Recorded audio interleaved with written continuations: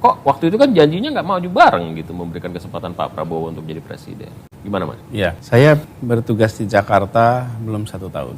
Ketika saya diundang oleh Pak Prabowo untuk menjadi calon wakil presiden. Waktu itu saya sampaikan terima kasih, ini sebuah kehormatan. Tetapi saya berjanji untuk bertugas di Jakarta 5 tahun.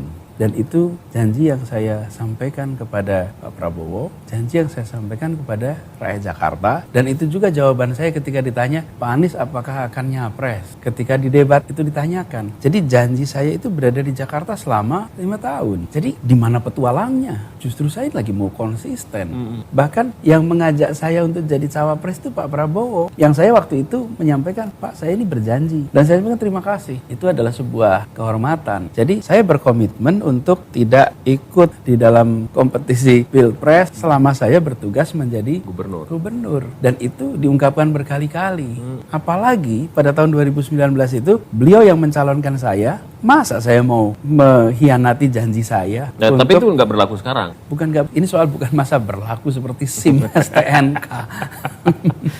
Ini kayak SIM STNK.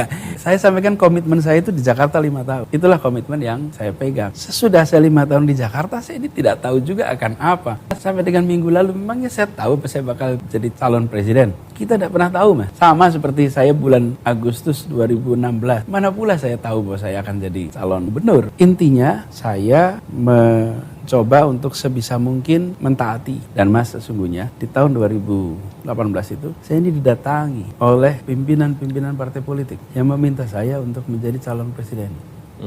Di 2019. Bahkan pertemuannya itu, Mas, waktu itu saya sedang jadi, bukan juri, saya menonton final Abang None Jakarta. Pimpinan-pimpinan partai 2018. 2018. Harus ketemu saat ini juga. Saya bilang saya nggak mungkin ketemu sekarang. Ini saya di dalaman acara. Kami datang ke lokasi acara. Sampai akhirnya pertemuan di belakang ruangan itu. Ketika mereka bilang ini kami mencalonkan, apa jawaban saya, Mas? Saya bilang saya ini komit di Jakarta 5 tahun. Saya tidak bersedia. Ini ada waktunya nanti, Mas. Untuk dibuka. Untuk saya ceritakan. Tapi saya ingin agar bila ada saksi-saksi itu ya? Ada. Bila ada janji yang tidak ditepati, itu bukan saya secara sengaja mengingkari, tapi ada ketidakmampuan, ada kekurangan sumber daya, ada kendala sehingga tidak mampu terlaksana. Tapi bukan tidak terlaksana karena saya secara sengaja tidak menepati janji itu. Janji saya 5 tahun di Jakarta. Dan saya waktu itu pernah saya sampaikan, saya janji 5 tahun di Jakarta. Karena itu saya tidak mau. Kenapa saya mau tanyakan ini? Karena ini pasti akan jadi salah satu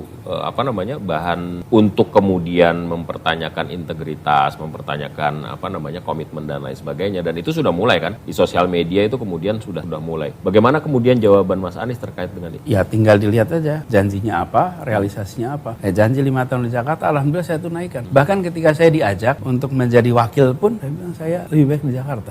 Tuntaskan ini. Kenapa? Tanggung jawab saya.